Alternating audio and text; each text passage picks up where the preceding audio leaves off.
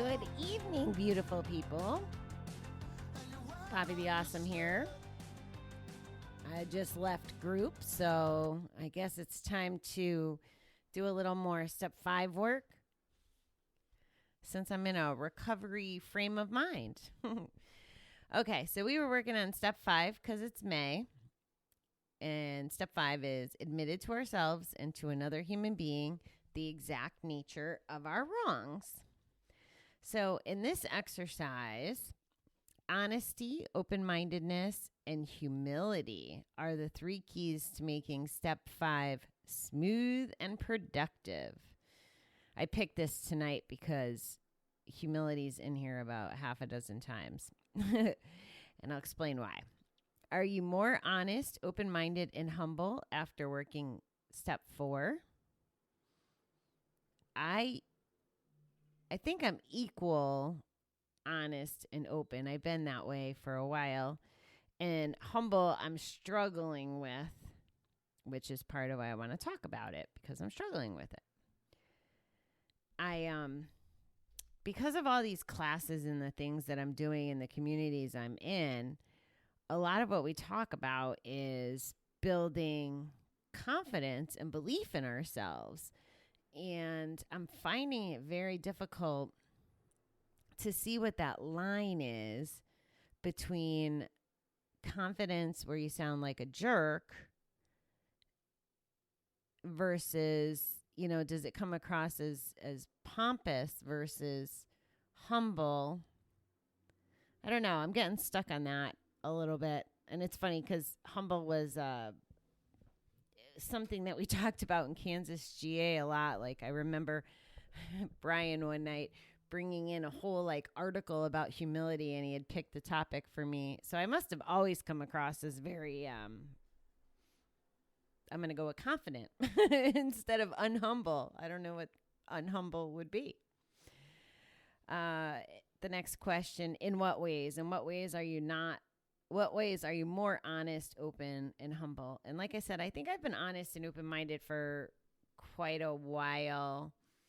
I think one of the biggest things that an epiphany that I've kind of had over the last few weeks, and this is through some of the work I'm doing, is I need to feel very, and I do, and I am very grateful for this, and I haven't said this out loud to too many people, but I have been given this gift or calling or whatever it is to hang out with you guys, right? So I'm very unique in my recovery experience, having access to different states, different GA in different states, and inpatient, and then the center here in New York. So all that's great.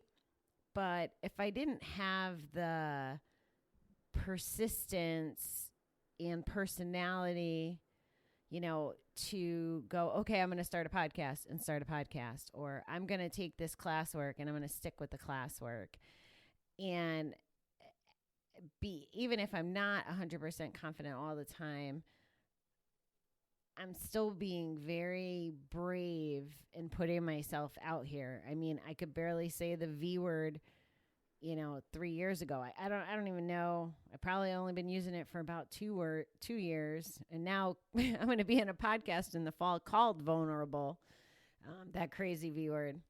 So I think that I'm coming a long way with that. And I'm sure you can understand now that I'm kind of explaining it, how it gets confusing, or how it could be confusing to me, the difference between what it looks like to be humble and confident versus, cocky and egotistical. Because it really is. It's a gift to be here with you. It's a gift to be brave enough to, to work towards this and to be able to be here, and hopefully for you in whatever way that looks like. What relationships, activities, realizations, and choices have contributed to your growth in these areas? My biggest, okay, so it's interesting. the last time I did step 4 before last month with you guys was when I was in treatment, where I did it really like down and dirty.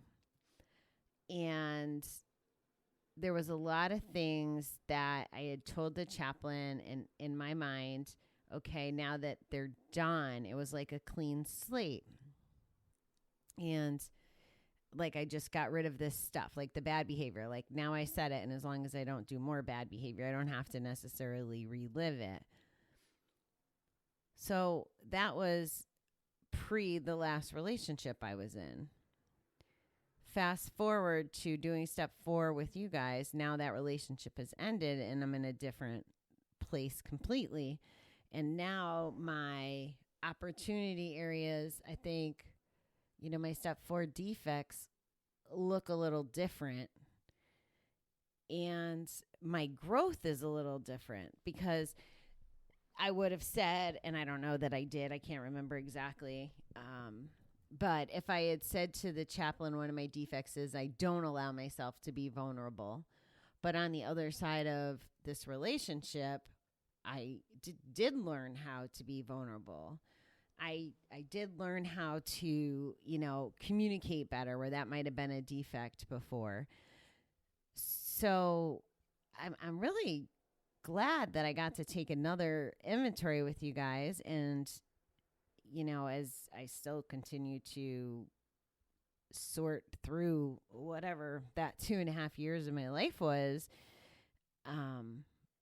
it gives me, I said it all along, even when things were so horrible last year, that I was so grateful, because I recognized so many of the things I learned. But even now, with a little bit more clear brain, I can see it even more. And I hope, I'll continue to try to get better at things. In group, I talked about the frustration I'm still feeling about what happened last week, or I guess it was more than a week ago now, with my brother. And I kind of gave them an update and stuff. And I don't want to stay stuck, I need to keep moving on, and I need to not create character defects or revisit old ones, because that situation isn't swell. Like, I have, a few weeks ago, I had done some cleaning around here, and I made, because he was moving into a new apartment, I made him a couple boxes of stuff and things. Like, I go to BJ's, right? So I have 3 big tubes of toothpaste and 3 big things of Q-tips, things like that I had put in there. And, there's a part of me that actually thought for a minute, oh, I could be vindictive and I can keep this stuff. Like, screw him. He doesn't think I want to help him, or, that I care or whatever. I don't even need to bring this shit down to him, And then I was like, no, that's not who I want to be. So maybe I am a little more open and honest, or open-minded. Self-aware might be the right word.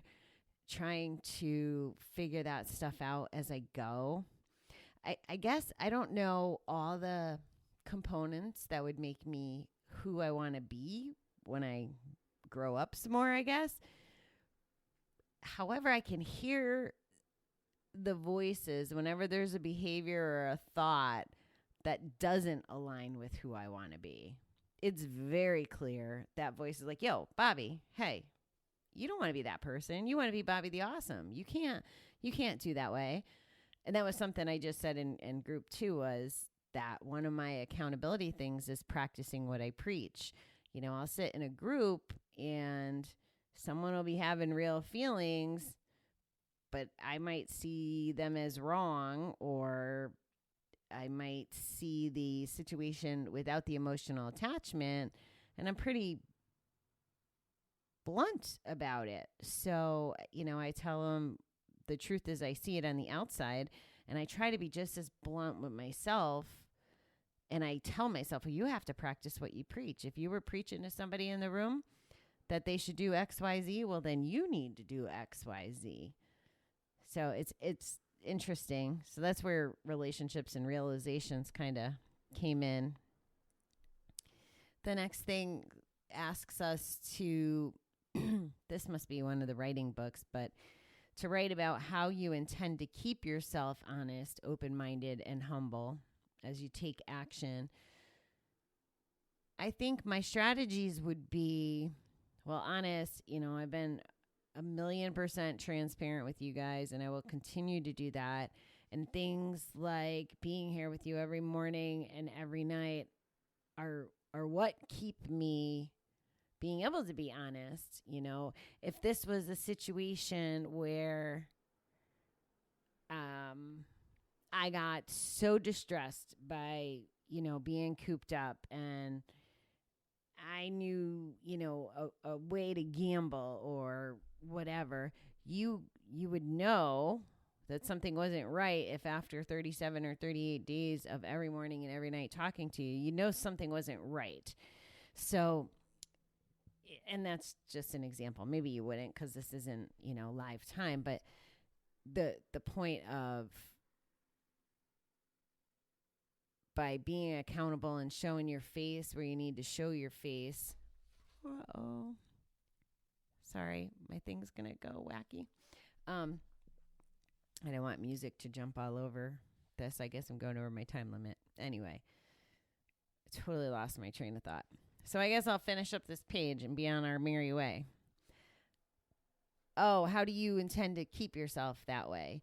So I think whether it's group or with you or family and friends, just if I'm being honest, truthfully honest, and I'm aligning with people that I should have in my life, they're going to help keep me in check and open-minded, with their feedback and stuff. Now I've built enough relationships and boundaries, and I don't really hide. So people would almost keep me honest, literally. So the person with whom you do step 5 should fill 2 needs. He or she should have the wisdom and experience to receive your admittance in a helpful, supportive, and nurturing way. And he or she should be someone you can trust to respect your confidentiality. So they're saying don't just do it with, the first person you connect with over coffee at group or a meeting or whatever. And I wouldn't suggest doing it with anybody outside of the recovery world other than clergy. And the ideas that the book gives us is it could be a sponsor, a member of the clergy, a mentor, a counselor, a close friend. Again, I think close friend, it depends. I'm open. Like I could do it to Tara just as easily as I did it to the chaplain dude. So, but that's the kind of friends that we have. But I've also dragged her to recovery activities. So, just be careful. It could be someone in the GA program or another 12-step program. It could be someone who's familiar with the steps or not. The choice is yours. And then the final things to think about. Have you decided whom you will admit the exact natures of your wrongs? Why are you choosing that person? And if you have not chosen a specific person, write about the qualities you want the person to have. That way it might help you choose. And let's just say that you randomly started with listening at this episode or somewhere where you didn't catch us doing step work.